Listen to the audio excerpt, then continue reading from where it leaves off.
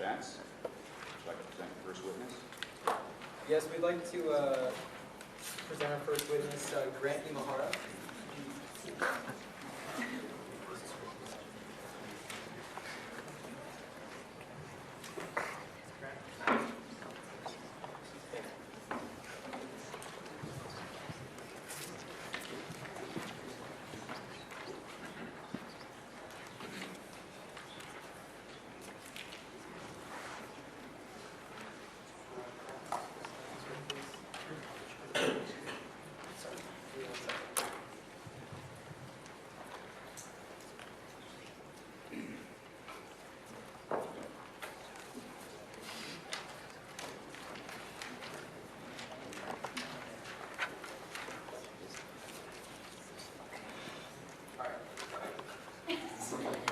Mr. Imahara, would you kindly state your profession?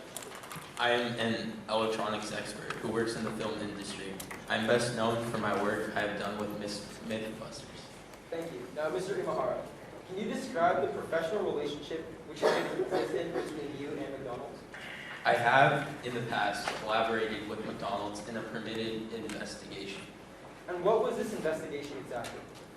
McDonald's challenged me to find any faults within their product, the McRib. Were any faults found? No, the McRibs were found to be made of 100% pork. Can you say this with certainty? Yes, I was allowed to witness and examine each step within the process of creating a McRib. Thank you, Mr. Imahara. Now I would like to present the jury a video of Greg Imahara's investigation to display the thoroughness of which he was able to study the McRib, as well as the process by which he is made, or by which it is made. Yeah.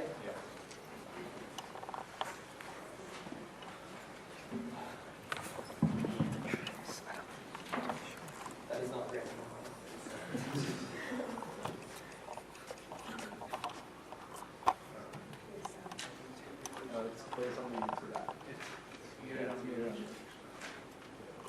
Oh, yeah.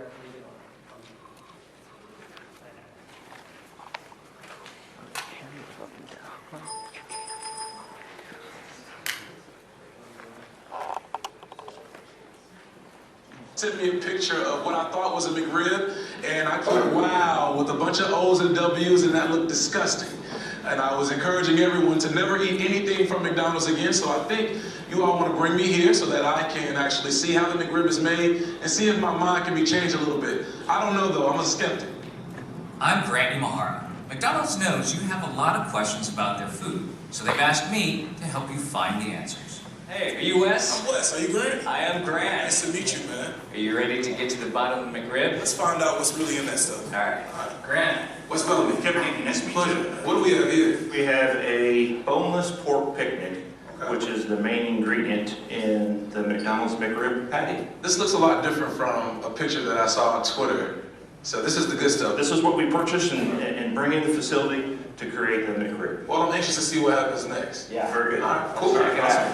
So where are we headed now? So we're going to head and watch the pork be introduced into the process. Come on up.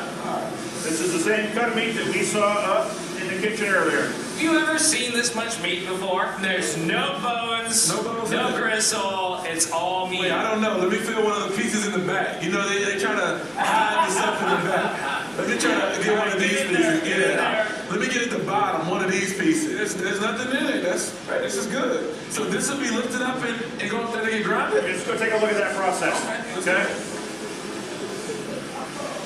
We're going to come in this vantage point so we can see the entire production floor. Okay. This is a great vantage point to survey your meat empire. Every piece of meat that we're grinding and put it into the McRib process is visually inspected by highly trained individuals. This seems pretty cool, I must admit. This is not like I thought it would be. So Kevin, I see there's a lot of things being mixed in there. What exactly is in there? The only thing in a McRib patty is pork, water, salt, dextrose, which is a type of sugar, and preservatives, which are BHA, propylgallate, and citric acid. What are the preservatives for? The preservatives are used to lock in the flavor all the way until the recipe. Oh, so that's how you keep it tasting like my grandma's barbecue. We're following a recipe just like she does at home. All right, let's see. All right. Wes, your grandma makes a McRib? does? If so, I want to taste that. So after this is mixed, we're going to form it into that McRib shape. You can turn around behind you.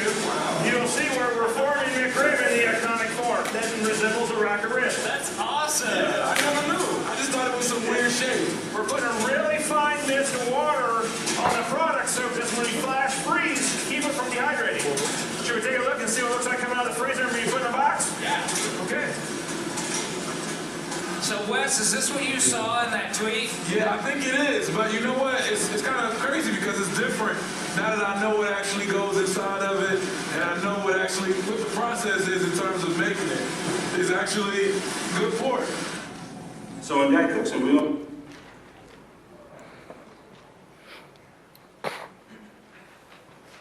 Prosecution? Would you like to re-prosecute the witness?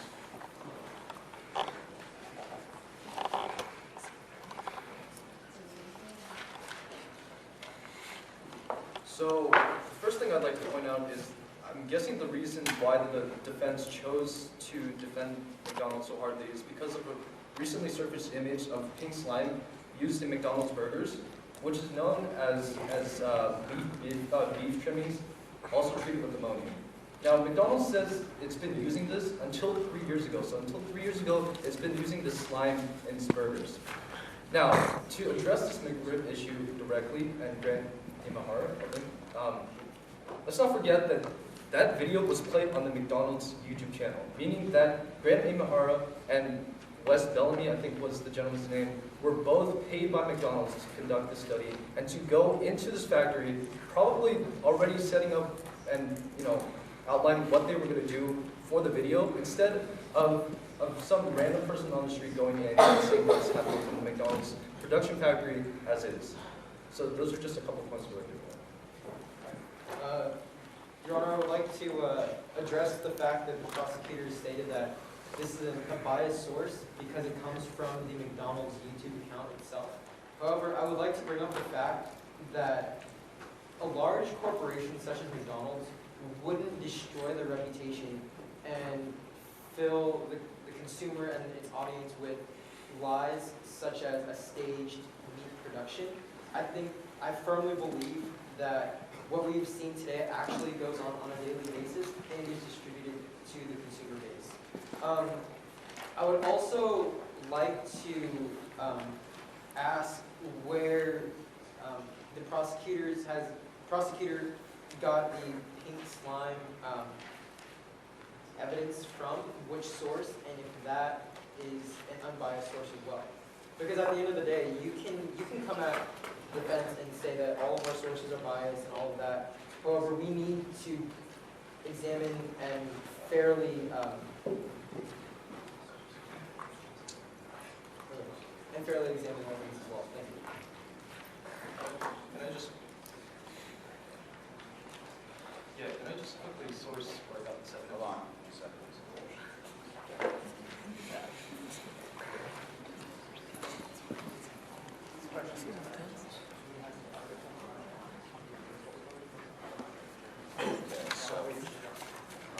So, defense is asking a question. Is that a rhetorical question or a question you'd like an answer to? It is a question we would like to answer. Okay, then you'll need to submit this question and evidence, I believe, to the court. Okay? And then at that point, I'll give enough time for the prosecution to... I'll just say, if there's a question of the details of the evidence, take the evidence, you have your right in front of you, give it to the court reporters. Court reporters will then give it to the jury, so the juries can call this into question. It's also in one of the pieces of evidence. And that way, we can get to your next exhibit. Can I proceed with my? Okay. I would like to call to the stand our FDA member.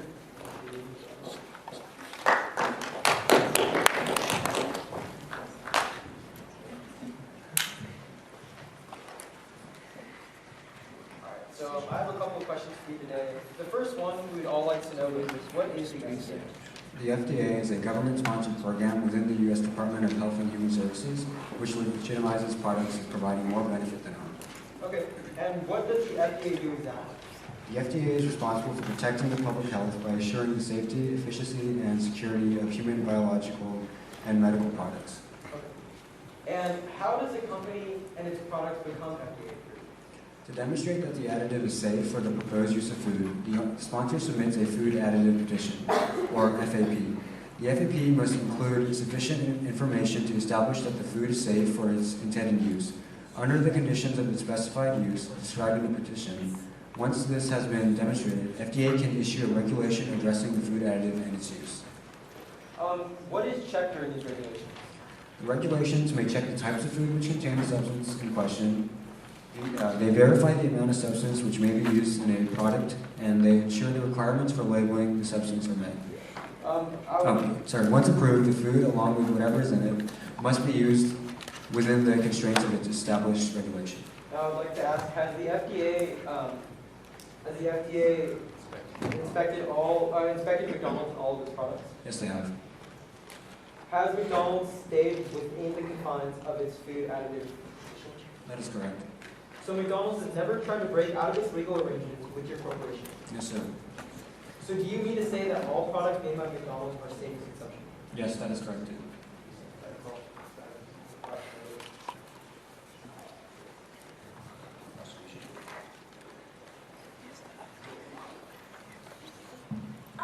So I would like to bring back up the point that this FDA representative said that they approved companies. But I would like to state that in the FDA official website, it says in bold print that they don't approve companies. So I'd like to state that this shows some contradictory evidence. And also say that natural substances such as estrogen are automatically approved because they're supposed to something that is natural in our environment as it is. And they only measure an amount of toxins and chemicals and substances in one serving. So this isn't accurate if you're buying a Happy Meal or like more than one combo meal.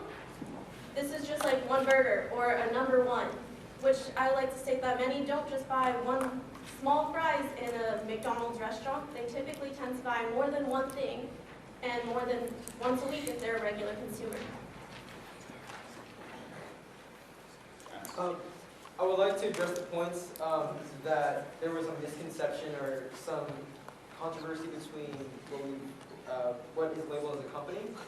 From our interpretation, a company is when the FDA assesses a company, it's all of its products. We just wanted to clear that up. And second of all, again, the point that the FDA only inspects one item, and that the point that the prosecutors made is, well, not everyone buys just one or one chicken McNugget.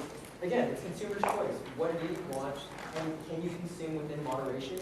And do you have the willpower to just buy one item if you know that eating too much of something will decline your health? Thank you. That was a rhetorical question.